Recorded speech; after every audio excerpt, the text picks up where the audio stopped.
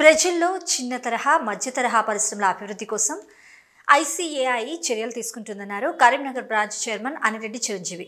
కరీంనగర్లో మీడియాతో మాట్లాడిన ఆయన, దేశ ఆర్థిక పురోభివృద్ధిలో ఐసీఏఐ తన వంతు కృషి చేస్తుందంటూ పేర్కొన్నారు. కుటీర పరిశ్రమలు, చిన్న తరహా, మధ్య తరహా పరిశ్రమలపై ప్రజల్లో పూర్తి అవగాహన కల్పించేందుకు ఐసీఏఐ హెడ్ ఆఫీస్ వారు బస్సు యాత్ర నిర్వహిస్తున్నారని తెలిపారు. ఈ బస్సు యాత్ర ఈ నెల 21వ తేదీన కరీంనగర్ చేరుకోనుందని, కరీంనగర్ వైసీ భవన్లో ఎంఎస్ఈఎంపై అవగాహన కార్యక్రమాన్ని చేపట్టనున్నామని వెల్లడించారు.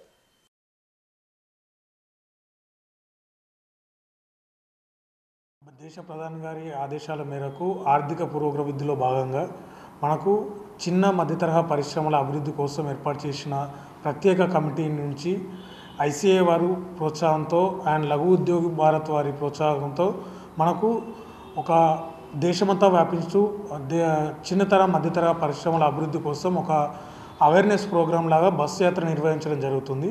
దీన్ని ఐసీఐ హెడ్ ఆఫీస్ వారు కండక్ట్ చేస్తున్నారు.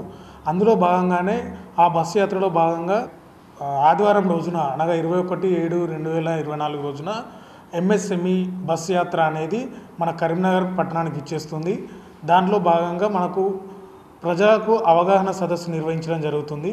దీనికి సంబంధించిన ముఖ్య ఉద్దేశాలు, ఎంఎస్ఎంఈ వల్ల ఎలాంటి ఉపయోగాలు ఉన్నాయి, సో ఆ సంస్థలు ప్రారంభించడం ద్వారా చిన్న తరహా కుటీర పరిశ్రమలు స్థాపించడం వల్ల అది దేశ ఆర్థిక పురోభివృద్ధికి ఎలా సహాయపడుతుంది, కుటీర పరిశ్రమలు, మధ్య తరహా పరిశ్రమలు, వాటికి సంబంధించిన ఆర్థిక పురోభివృద్ధిలో భాగంగా ఐసీఐ కేంద్ర శాఖ, the institute of chartered accountants of India కేంద్ర శాఖ వారు 100 రోజుల ప్రోగ్రాంలు, 100 రోజుల వ్యవధిలో రోజుకు ఒక నగరం చొప్పున ప్రతి నగరాన్ని చుట్టేసి ప్రజలకు ఎంఎస్ఎంఈపై ఒక అవగాహన కల్పించడానికి పూనుకున్నారు.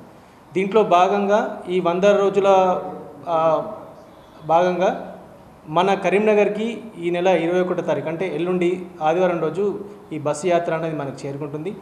దీని యొక్క ముఖ్య ఉద్దేశం ఏంటంటే, ఎవరైతే ఇప్పుడు ఎంఎస్ఎంఈలో రిజిస్ట్రేషన్ కాబడి ఉన్నారో, లేదంటే ఎవరైతే చిన్న మధ్య తరహా పరిశ్రమలు నడుపుతున్నారో వాళ్లకు బ్యాంకు వారి దగ్గర నుంచి కానీ, పరిశ్రమల శాఖ దగ్గర నుంచి కానీ, వివిధ శాఖల నుంచి, ప్రభుత్వాల దగ్గర నుంచి ఎటువంటి లబ్ధి పొందే అవకాశాలు ఉన్నాయి.